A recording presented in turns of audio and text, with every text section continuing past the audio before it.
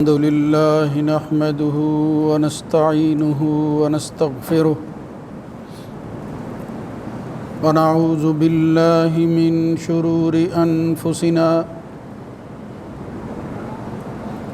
ومن سيئات أعمالنا من يهده الله فلا مضل له ومن يضلل فلا هادي له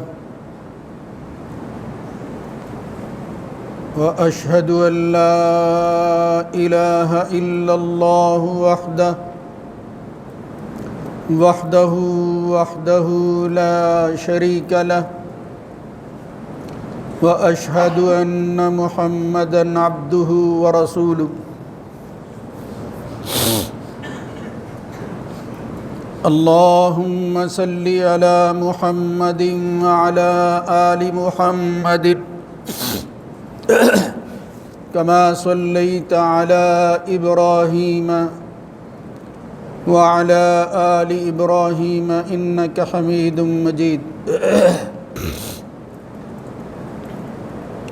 اللهم بارك على محمد وعلى آل محمد كما باركت على إبراهيم وعلى آل إبراهيم في العالمين إنك حميد مجيد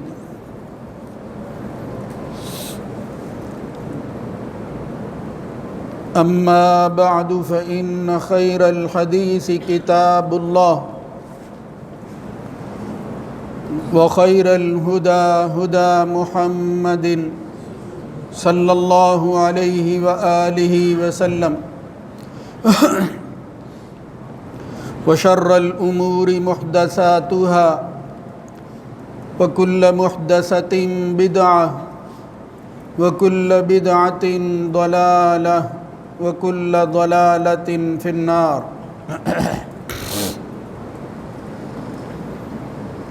رب أعوذ بك من همزات الشياطين من همزه ونفخه ونفثه يا أيها الذين آمنوا اتقوا الله حق تقاته ولا تموتن إلا وأنتم مسلمون يا أيها الناس اتقوا ربكم الذي خلقكم من نفس واحدة وخلق منها زوجها وبث منهما رجالا كثيرا ونساء واتقوا الله الذي تساءلون به والأرحام إن الله كان عليكم رقيبا يا أيها الذين آمنوا اتقوا الله وقولوا قولا سديدا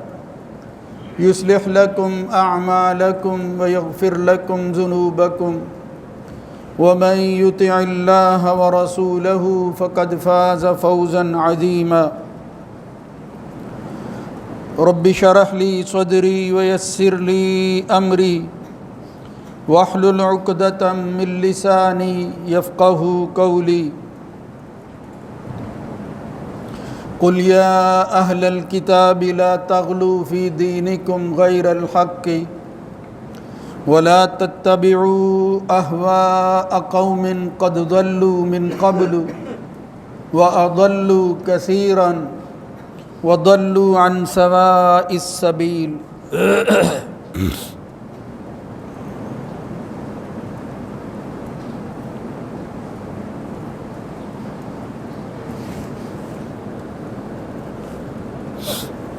کہہ دیجئے اے اہل کتاب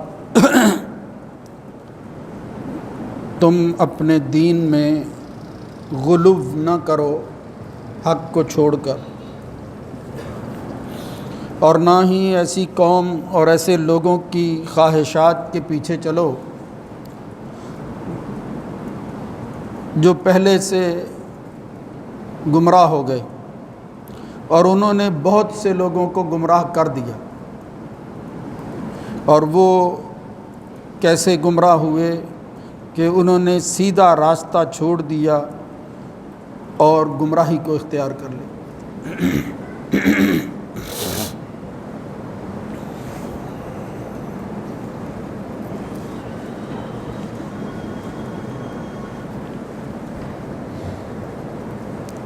اللہ رب العزت کی حمد و ثنا کے بعد درود و سلام سید الرسل سید ولد آدم خاتم النبیین جناب محمد الرسول اللہ صلی اللہ علیہ وآلہ وسلم کی ذات گرامی پر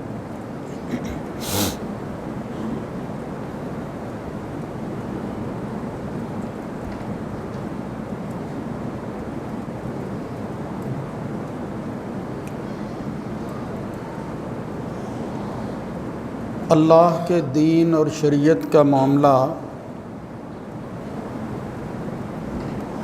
بڑا نازک ہے اور اس کے متعلق لاپرواہی نہیں دکھانی چاہیے، بلکہ اس کو ذمہ داری کے طور پر قبول کرنا چاہیے۔ قرآن مجید فرقان حمید میں اللہ رب العزت نے پہلی قوموں کے تذکرے بیان کیے ہیں، اور ان میں بھی خاص طور پر اہل کتاب کا حوالہ دے کر اس قوم کو ایک مثال قائم کر کے بتایا کہ اگر تم راہ راست پر رہنا چاہتے ہو، حق کو قبول کرتے ہو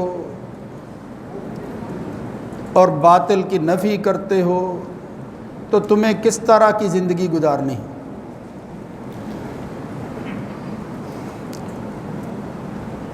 اور اس اصول کو نظر انداز کر کے پہلی قومیں کس طرح راہ راست سے بھٹک گئی اور پھر گمراہی ان کا مقدر بن گئی، اس پر غور و فکر کرنا ہے۔ اہل کتاب یہود اور عیسائی بالخصوص شمار ہوتے ہیں، اور ان کے تعارف ہی کے اندر یہ لفظ اہل کتاب استعمال ہوتا ہے، اگرچہ کتابیں اور لوگوں کو بھی دی گئی۔ ہمارے قریب ترین لوگ اس امت کے اور ان کے درمیان جو ایک وقفہ آیا اور پیغمبروں کی جو زندگی صحیح دلائل کی روشنی میں ہمارے سامنے آتی ہے، اس سے معلوم ہوتا ہے کہ یہ امت عیسیٰ علیہ السلام کے سب سے زیادہ قریب ہے۔ تو عیسیٰ علیہ السلام کو ماننے والے بھی عیسائی نصارہ اہل کتاب ہی تھے۔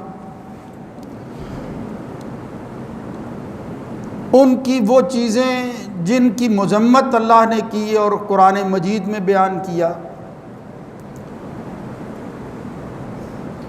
ان میں سے ایک بات اور بڑی ہی اہم بات جس کے اندر بہت دوسری خرابیاں جو ہیں وہ خود بخود آ جاتی ہیں، وہ یہ تھی کہ انہوں نے اللہ کے دین اور وحی کو کافی نہ سمجھا، خواہشات نفس کو داخل کر کے اپنی تسلی اور اطمینان کے طور پر یہ کہا کہ جس طرح ہم سوچتے ہیں اگر یہ بات جو اللہ نے کہی ہے اس طرح ہو جائے تو قابل قبول بھی ہے، اور پھر اسی کے اندر ہمارا اطمینان بھی ہے۔ دوسرے لفظوں میں اگر کہیں تو وہ یہ ہے کہ اتھارٹی کو انہوں نے قبول نہیں کیا جس طرح قبول کرنے کا حق تھا۔ اس کائنات کے اندر اتھارٹی صرف اللہ کی ذات ہے، اس کے علاوہ اللہ تعالیٰ نے جھوٹے معبودوں کو بھی باوجود اس کے کہ لوگوں نے ان کو خدا بنا رکھا تھا، وہ ان کے خدا ہی تھے، لیکن اپنے تعارف میں اللہ کا لفظ استعمال کیا کہ یہ اللہ کوئی نہیں ہے، یہ جھوٹے ہیں۔ اور پھر فرمایا خیر و شر کے مسئلہ میں یہ بات ذہن میں رکھو کہ یہاں دنیا کی ہر چیز اللہ کی پیدا کردہ ہے، شر کے لیے بھی اس نے کسی اور کو پیدا نہیں کیا، اگرچہ بعض دفعہ تقاضا ہے، بندہ سوچتا ہے کہ خیر تو اللہ ہی کی طرف سے ہونی چاہیے، شر نہیں ہونی چاہیے، لیکن فرمایا تخلیق کے حوالہ سے اتنی احتیاط کی ضرورت ہے کہ اللہ تعالیٰ نے شر کو بھی پیدا کیا ہے، یعنی آزمائش کے لیے جس چیز کی ضرورت تھی اس میں بھی کسی اور کی طرف نسبت نہیں ہے، وہ بھی اللہ ہی کی طرف نسبت ہے۔ تو کیا مقصد ہے؟ مقصد یہ ہے کہ اس کی یکسانیت، تنہائی، اس کا مقام اور مرتبہ، اس کی حیثیت، اس کی اتھارٹی، اس کو سمجھنا بہت ضروری ہے۔ اور پھر اس نے اپنے احکامات کے نفاذ کے لیے عملاً لوگوں کے سامنے جو مثالیں قائم کی وہ پیغمبروں کی شکل میں تھی۔ پیغمبروں کو بھی نظر انداز کر دیا گیا، اللہ کی بات کی پرواہ نہ کرتے ہوئے پیغمبروں کی تشریح کی بجائے اپنی تفسیروں کو اللہ کی منشا قرار دے دیا گیا۔ تو ان میں سے ایک مسئلہ ہے جس کو اللہ اور اس کے رسول نے بیان کیا، وہ ہے غلو، یعنی چیزوں کو اپنی حد سے تجاوز کر کے ماننا، اپنی جگہ پر نہیں رکھنا۔ قرآن مجید میں اللہ رب العزت نے اس امت کی جو خوبیاں بیان کی ہیں اس میں سے بڑی خوبی یہ ہے کہ یہ افراد تفرید سے پاک ہے، اور یہ امت وسط ہے۔ وسطیت اس کی بہت بڑی خوبی اور وصف ہے جو اللہ نے بیان کیا ہے، وَكَذَلِكَ جَعَلْنَاكُمْ أُمَّةً وَسَطًا۔ اور یہی راہ راست پر جو ہے رہنے کے لیے ضروری چیز تھی۔ اس وسطیت کو جب بھی چھوڑا گیا اور جس نے بھی چھوڑا ہے وہ گمراہی کی طرف گیا ہے، اس کے لیے جو ہے وہ ہدایت دور ہوتی گئی ہے۔ یہ میرے بھائیوں یہ بند کر دیں، اگر کوئی آپ نے بات سنی ہے باہر چلے جائیں۔ یہ مسجد میں اور بالخصوص جمعے کے دوران تو یہ بہت غلط بات ہے، اس سے تو ضائع ہو جاتا ہے جمعہ بھائی۔ تو میں عرض کر رہا تھا کہ غلو پیدا کرنا، حد سے تجاوز کرنا، یہ ناجائز ہے، اس کی بڑی خرابیاں ہیں۔ اللہ رب العزت نے اہل کتاب کو خطاب کرتے ہوئے خاص طور پر کہا، قُلْ یا اہل الکتاب لا تغلوا فی دینکم غیر الحق، یعنی جب تم یہ غلو پیدا کر کے چیزوں کو اپنی جگہ سے ہٹاؤ گے یہ غیر حق ہوگا، یہ حق نہیں ہوگا۔ پھر کیا، وَلَا تَتَّبِعُوا أَهْوَاءَ قَوْمٍ قَدْ ضَلُّوا مِنْ قَبْلُ، ایسے لوگوں کے پیچھے چلنا اور خواہشات کی پیروی کرنا اور ان کو اپنے ساتھ ملانے کے لیے، بڑھانے کے لیے یہ کہنا کہ جو وہ کہتے ہیں وہ بھی دین بنا دیا جائے، قَدْ ضَلُّوا مِنْ قَبْلُ، وہ تو گمراہ ہوئے ہیں، گمراہی کا راستہ انہوں نے اختیار کیا، اور پھر صرف اکتفا کر کے اپنے تک انہوں نے یہ گمراہی نہیں رکھی، اسی کو دوسروں تک پہنچایا ہے۔ وَضَلُّوا عَنْ سَوَاءِ السَّبِيلِ، یہاں بھی فرمایا وہ کیا ہے، وہ جو وسطیت ہے، درمیانہ راستہ ہے، وہ سواء السبیل جو سیدھا راستہ ہے اس کو چھوڑ دیا تھا، صراط مستقیم سے جو ہے وہ منحرف ہو گئے تھے۔ اس لیے اس امت کو پہلی قوموں کی مثالیں دے کر اللہ نے جو سمجھایا ہے، دین کے ہر معاملے میں اس کو پیش نظر رکھنا ہے کہ کہیں وہی جرم جو اہل کتاب نے کیا اور مغضوب ہو گئے اور اللہ تعالیٰ کی رحمت سے دور ہو گئے، کہیں ہم تو وہ کام نہیں کر رہے۔ اور اس کی بڑی وجہ، یعنی اس غلو کا بڑا سبب یہ ہوتا ہے کہ شخصیات کے حوالہ سے، بالخصوص جو جتنی بڑی شخصیت ہے اس کے حوالہ سے ہم افراد تفرید کا راستہ اختیار کر لیتے ہیں، یعنی اس کے ساتھ ہماری یا تو عداوت جو ہے وہ حد سے بڑھ جاتی ہے یا محبت حد سے بڑھ جاتی ہے، یہی خرابی ہے۔ اور پھر کسی چیز کی محبت اور بغض، اس کا بھی پیمانہ اللہ نے مقرر کر دیا۔ پیغمبر آخر الزمان جناب محمد الرسول اللہ صلی اللہ علیہ وسلم، وہ جن کے لیے ہماری جانیں قربان ہیں، اور یہ بڑی سعادت ہے اگر کوئی قربان ہو جائے، مطلب ان کے حوالہ سے جو کچھ اللہ نے بیان کیا ہے، حقیقت یہ ہے کہ وہ اللہ کی بتائی ہوئی باتوں پر اتفاق کرنا ہی اصل میں وہ حق ہے جس کو ادا کرنا چاہیے، اور ماننے والوں کی ذمہ داری ہے جس سے سر منہ انحراف جو ہے وہ بالکل نہیں ہونا چاہیے۔ لیکن اسی بڑی شخصیت کے حوالہ سے وہی کام جس سے منع کیا ہے اہل کتاب کو، مسلمان آخری امت نے اختیار کیا، اور انہوں نے کہا کہ ہمارا اطمینان، ہماری تسلی اور ہماری خواہش اس وقت پوری ہوگی جو ہم سوچتے ہیں وہ اسی کو اختیار کیا جائے، صرف اختیار ہی نہ کیا جائے، اس کو دین بنایا جائے۔ یہ ہے بڑی خرابی جس کی وجہ سے مسائل پیدا ہوئے۔ میں کئی خطبات سے آپ حضرات کے سامنے نبی کریم صلی اللہ علیہ وسلم کی بعثت سے پہلے کی وہ علامتیں جن کی تصدیق ہوئی رسول اللہ صلی اللہ علیہ وسلم سے، اور پھر وہ علامت اور نشانی کے طور پر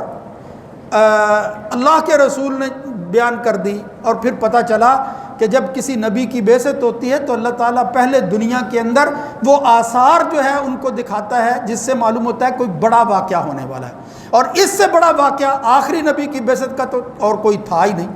تو نبی کریم صلی اللہ علیہ وسلم کی بعثت اور آپ کی ولادت سے پہلے بھی کچھ ایسے معاملات، کچھ ایسے آثار ظہور پذیر ہوئے کہ جو ہمیں بتا رہے تھے کہ کوئی اللہ رب العزت کا فیصلہ بڑا وہ نافذ ہونے والا ہے، اور وہ محمد الرسول اللہ صلی اللہ علیہ وسلم کی تشریف آوری تھی۔ اس حوالے سے میں نے جو کچھ بیان کیا ہے ایک ایک خطبے میں ایک ایک بات کو، تاکہ آپ حضرات کے ذہن نشین ہو سکے، اور پھر اس کے متبادل جو نقیض چیزیں، جو اشکالات اور اعتراضات تھے، اس کی طرف بھی میں نے اشارہ کیا ہے۔ اس کے ساتھ ساتھ میں اب اشارہ ہی کرنا چاہوں گا کہ کچھ ایسی چیزیں ہیں جو غلو کی بنیاد پر حد سے تجاوز کرتے ہوئے لوگوں نے اللہ کے رسول کے حوالہ سے ان علامتوں میں بھی بیان کی، اور انہی کی وجہ سے کچھ ایسے اعمال سر انجام دیے جن کا کوئی ثبوت نہیں، اور یہاں تک کہا گیا کہ یہ وہ کام ہیں جو آسمانی مخلوق اور خود اللہ کرتا رہا، پھر ہم کیوں اس سے دور رہیں۔ اور پھر ولادت کے حوالہ سے ان کو بیان کر کے ایک ایسا مسئلہ گھڑا گیا اور اس کو دین کی اولیت اور برتری قرار دے دیا گیا، باقی دین جو ہے اس کی قطعاً کوئی پرواہ نہ کی گئی۔ تو وہ تھی ایسی علامتیں جو بالکل ثابت نہیں ہیں، ہم نے اپنی خواہش تکمیل کے لیے کتابوں میں بھی جو ہے وہ لکھ دی، یا ہم نے استدلال کر کے ان کو کتابوں میں نبی کی طرف منسوب کر دیا، اور اس کی وجہ سے جو خرابیاں ہوئی ہیں وہ ان خرابیوں کو جو ہے وہ بیان کرنا اور اس کی تفصیل جو ہے وہ ظاہر ہے اس وقت ممکن نہیں ہے۔ آپ سنتے رہتے ہیں کہ اس کی وجہ سے پہلے لوگوں نے جو کچھ کیا اور جن خرابیوں کا سامنا کرنا پڑا، اور انجام جو ہوا، اس قوم کا بھی انجام خدا نہ خواستہ وہی ہونے والا ہے اگر ہم اسی پر قائم رہے، اور اس دنیا سے جانے سے پہلے اگر کسی نے توبہ نہ کی تو پھر وہ مغضوب علیہ اور ضالین جو لوگ ہیں ان کے ساتھ خدا نہ خواستہ جو ہے وہ ہم قیامت کے دن نہ اٹھائے جائیں۔ محمد الرسول اللہ صلی اللہ علیہ وسلم نے جو کہا تھا کہ بالکل آپ ان کے قدموں پر قدم رکھ کر اے میں آخری امت کے لوگوں چلو گے، لوگوں نے ایسا کیا، یعنی جس چیز سے ڈرایا گیا تھا بالکل اس کی پرواہ نہ کی گئی، انہی راستوں پر چل رہے ہیں۔ ان میں سے ایک بڑی بات بیان کی جاتی ہے، یہ دیکھیں ذہن میں یہ ہوتا ہے کہ اللہ کے رسول کی شان ہے جو چاہے بیان کر دو، کہ جب نبی کریم صلی اللہ علیہ وسلم کی ولادت ہوئی تو اس وقت کسریٰ کے ایوانوں میں ارتعاش پیدا ہو گیا، لرزنے لگے، وہ کانپنے لگے۔ مطلب بظاہر ایسا ہونا اگر ہو جائے اللہ کے لیے کوئی مشکل نہیں ہے، لیکن جھوٹی باتیں منسوب کرنا اور پھر وہ راستہ کھولنا جس سے یہ ہو کہ اللہ کے رسول کے حوالے سے جو کچھ بھی بیان کرو وہ قابل قبول ہے، یہ بڑی خطرناک بات ہے۔ وہ کہتے ہیں کسریٰ کے ایوان لرز گئے، ان کے اندر ان کے کنگرے گر گئے، اور پھر اسی طرح جو بت تھے اس دنیا کے اندر وہ خود بخود جو ہے وہ ٹوٹ گئے۔ آسمانی مخلوق فرشتوں نے جو ہے وہ ایک دوسرے کو مبارکبادیں دینا شروع کر دی۔ اس طرح کوئی ایک چیز نہیں ہے، بے شمار چیزیں، بالکل بے ثبوت چیزیں جن کا کوئی سر پر پاؤں نہیں ہے، بالکل اس کو دین بنا دیا گیا۔ اور پھر ان میں سے ایک بڑی بات، یہ اس طرح کی ایک لمبی فہرست ہے، اس کو بہت زیادہ اچھالا گیا، اور بظاہر اس کے اندر جو ہے وہ کشش بھی معلوم ہوتی تھی کہ ہاں بھئی پیغمبر ایسا ہی ہونا چاہیے۔ وہ کیا ہے کہ جب پیغمبر پیدا ہوا تو وہ مختون تھا، مطلب ان کے ختنے ہوئے تھے، اور پھر حدیث جو ہے وہ بیان کی گئی کہ نبی کریم صلی اللہ علیہ وسلم نے فرمایا من کرامتی علیہ ربی، یہ اللہ کی میرے اوپر کرامتوں میں سے ایک کرامت ہے کہ انی ولدت مختونا مسرورا، کہ مجھے جب پیدا کیا گیا تو اللہ تعالیٰ نے خود ہی مجھے مختون پیدا کیا تھا۔ اور پھر بعض روایتوں میں یہ لفظ ہے ولم یرا احد سوءتی، مقصود یہ تھا کہ میری کوئی شرمگاہ نہ دیکھ سکے۔ یعنی آپ دیکھیں بنیاد کیا بنائی گئی، اس میں کشش کتنی ہے کہ اللہ کے رسول کی شرمگاہ کسی کو نہیں نظر آنی چاہیے۔ جی، اور پھر اس کی وجہ سے یہ کہا گیا کہ اللہ نے جو ہے وہ ختنے کی بھی ضرورت محسوس نہیں کی کہ کوئی بندہ ختنہ کرے تو وہ شرمگاہ کو دیکھ لے گا، لہذا مختون پیدا کیا، مسرور پیدا کیا، وہ جو ناف بریدہ مطلب پیدا ہوئے نبی کریم صلی اللہ علیہ وسلم، اس کو بھی کسی نے ہاتھ نہیں لگایا۔ میرے بھائیوں، یہ بالکل بے سر و پا باتیں ہیں، اس کی کوئی حقیقت نہیں ہے، کوئی ایسی روایت ثابت نہیں ہے۔ اگر وہ روایتیں آپ کو ملیں گی تو ابن جوزی کی موضوعات میں ملیں گی، حوالہ ڈھونڈیں پوچھیں تو کہتے ہیں جی موضوعات میں ابن جوزی نے ذکر کیا، جس کا مطلب کیا ہے کہ اللہ کے رسول کی طرف گھڑے گئے جو جھوٹ ہیں اور کہا گیا کہ یہ اللہ کے رسول کی باتیں ہیں، وہ ایک امام نے ایک کتاب میں اکٹھی کی، نام رکھا اس کا موضوعات، تو کہتے ہیں اس میں وہ روایت موجود ہے، یعنی جھوٹی روایت ہے۔ پھر اس سے بڑا جھوٹ اور کیا ہو سکتا ہے؟ ایک روایت جو ہے اسی طرح کی، یہی مختون والی، یہ امام حاکم نے جو کہا، یہ تو تواتر تک بات پہنچی ہے۔ ویسے ایک امام نے کہا اصل میں ان کا مطلب اور مقصد یہ تھا کہ مشہور بہت زیادہ ہے، یہ نہیں ہے کہ تواتر کا مطلب ہے کہ اس پر شاکی نہیں ہو سکتا۔ ایک خبر ہوتی ہے خبر واحد، ایک ہوتی ہے خبر متواتر، یعنی اتنی کثرت سے لوگ بیان کرتے ہیں اس کا انکار نہیں، وہ ثابت شدہ ہونا چاہیے۔ یہ اس طرح کا تواتر نہیں تھا، بلکہ امام ذہبی جنہوں نے ان کی کتاب پر نیچے حاشیہ کام کیا ہے، بہت اعلیٰ پائے کا علمی کام ہے، انہوں نے کہا انی لا اعلم صحت ذالک، اور میں تو اس روایت کی صحت جو ہے اس کو بھی نہیں جانتا، یہ روایت صحیح نہیں ہے، کہاں آپ اس کو جو ہے وہ تواتر تک پہنچا رہے ہیں؟ یعنی وہ تواتر تو بہت دور کی بات ہے، یہ روایت خود ہی ٹھیک نہیں ہے۔ تواتر کا مطلب ہے بہت سارے لوگ اس کو جو ہے وہ صحیح لوگ بیان کرتے ہیں، ائمہ بیان کرتے ہیں۔ تو بہرحال یہ ذرا تھوڑی مشکل بات ضرور تھی، لیکن اس کو سمجھیں، دنیا کے اندر اللہ کا قانون ہے، وہ جس کو جیسے چاہے پیدا کرے۔ پیغمبروں کے علاوہ بھی لوگ مختون پیدا ہوئے ہیں، ختنے ہوتے ہی ہیں، آسمان سے جب وہ دنیا میں آتے ہیں اللہ کی طرف سے اسی طرح آتے ہیں، کئی لوگ ہیں، کئی عام افراد ہیں۔ یہ کوئی وصف اور خوبی کی بات ہوتی تو اللہ کے رسول بیان کر دیتے،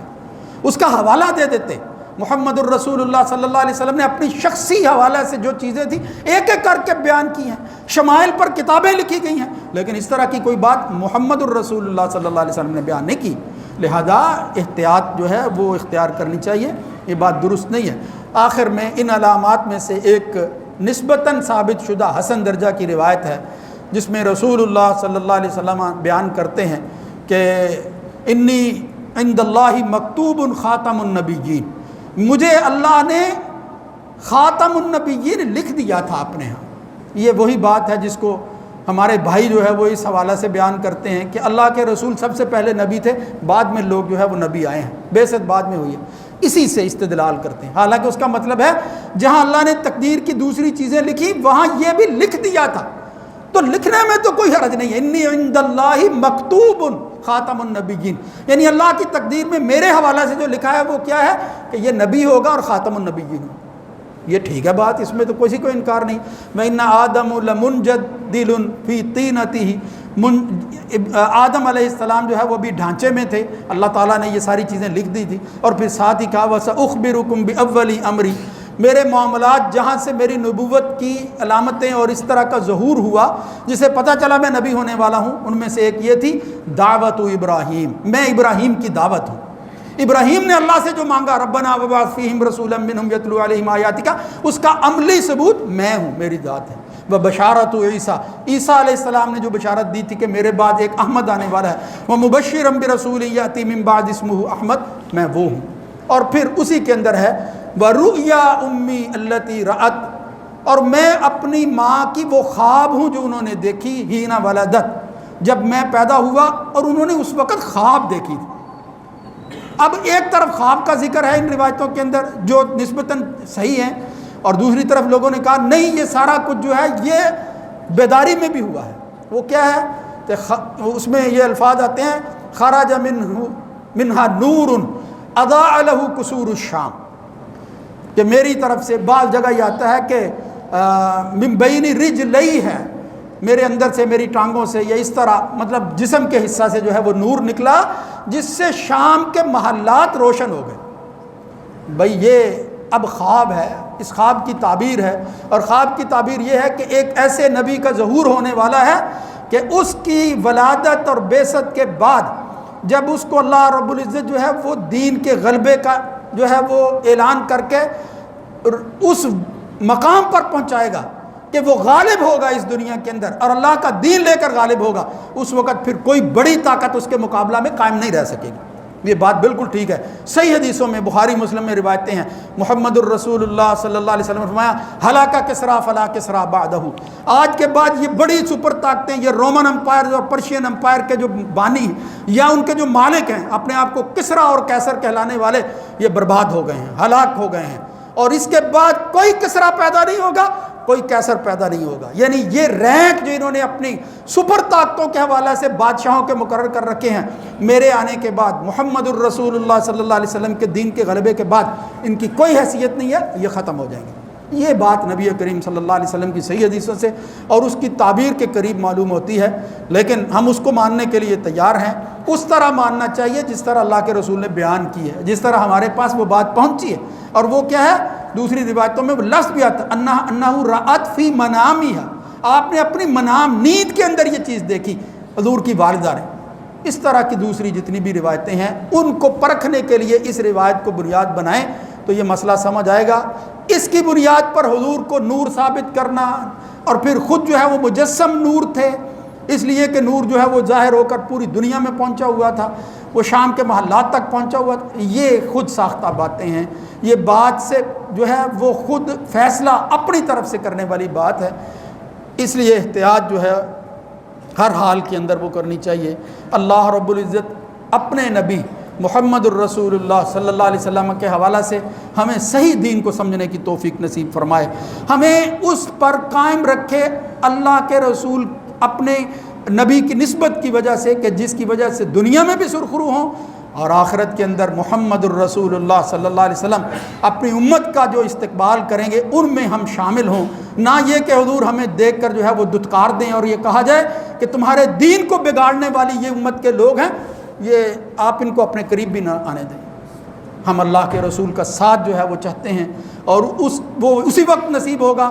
جب یہ احتیاطیں، یہ باتیں جو ہیں وہ زیر نظر ہوں گی، ان کا خیال رکھیں گے، اس دین پر چلیں گے جو اس نے محمد الرسول اللہ صلی اللہ علیہ وسلم نے ہمیں دیا ہے، اور پھر نجات کا ذریعہ وہ بتایا ہے۔ اللہ رب العزت یہ باتیں سمجھنے کی توفیق نصیب فرمائے، وہ علامات جو صحیح ثابت ہیں ان پر ایمان کو جو ہے وہ مضبوط فرمائے، اور جن کا کوئی ثبوت نہیں ہے اور جو لوگ اس کو وہ مقام اور مرتبہ دیتے ہیں، اللہ تعالیٰ ان کو ہدایت نصیب فرمائے اور ہمیں شرح صدر نصیب فرمائے کہ ہم ان کو سمجھا سکیں۔ اقول قولی ھذا استغفر اللہ لی ولکم۔